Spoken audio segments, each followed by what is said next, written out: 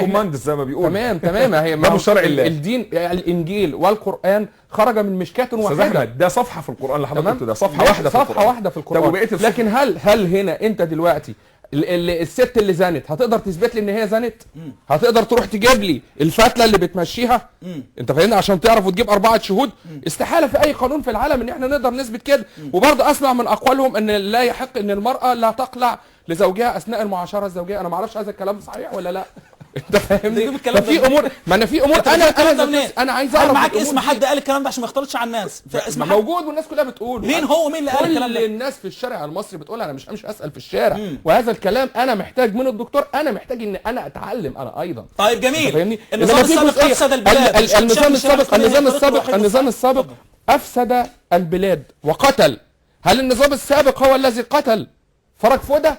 هل النظام السابق هو الذي قتل فرج فودة وقتل الشيخ الغزالي؟ انت فاهمني؟ والشيخ الذهبي؟ هل النظام السابق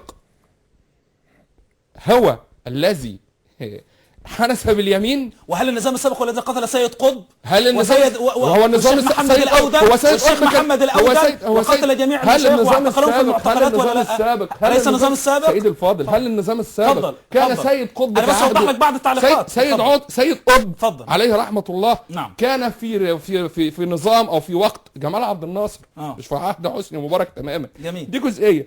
لكن هنا الحنس باليمين، لو أنا هحط بمكيالين الحنس باليمين، محمد مرسي حدث باليمين، قال لك انا هحفظ الدستور وهحفظ القانون، وشال الدستور والقانون وطلع مسافه يوم بليله قال لك انا عدلت الدستور. تمام؟ اي دستور عدله؟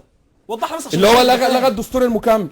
تمام؟ الدكتور محمد مرسي يطلع في جريده المصري اليوم قبل قيام الثوره بشهرين ويقول ان احنا هنحجب ان اي حد من طرفنا ينزل في دايره السيده زينب وفي دايره الزيتون لانها امام رموز وطنيه. يا استاذ احمد، انت دخلتني دلوقتي في جزئيه. ليس معي ضيف من الحريه والعداله ولا من الاخوان. ماشي، احنا بنتكلم في جزئيه، لكن كلمني في هذا الموضوع. السؤال لك. اسمعني بس. السؤال يقول لك يعني النظام السابق افسد البلاد والعباد، ليس كلام بل كلام كله صحيح. حتى واشنطن بوست والتقارير الامريكيه تقول ذلك.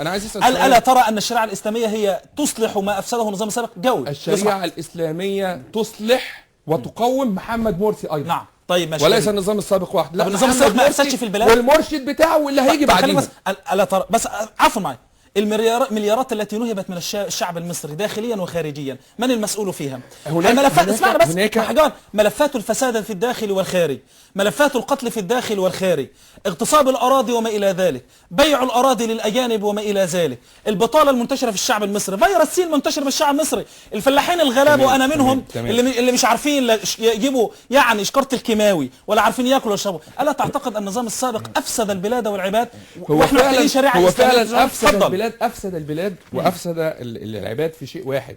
ان هو خلى الانترنت انتشر وخلى الفضائيات انتشرت وبقى في حريه صحافه وبقى في حريه اعلام، وافسد البلاد. انت حضرتك منين حته؟ بلدك دمنهور. دمنهور اجدع ناس. بدءا من شبرا الخيمه ما كانش فيه كهرباء ولا كان فيه ميه. لو رجعنا للكلام ده من سنه 81 ما كانش فيه ميه وما كانش فيه كهرباء، كانت بالطرمبه وكانت البلاد كلها بتنور بالجاز لحد اسكندريه وكان يبقى النور ضعيف. دي جزئيه. جميل. انما احنا دلوقتي الجزئيه اللي احنا عايزين، احنا ما بنقيمش النظام على حساب نظام. بقول الشريعه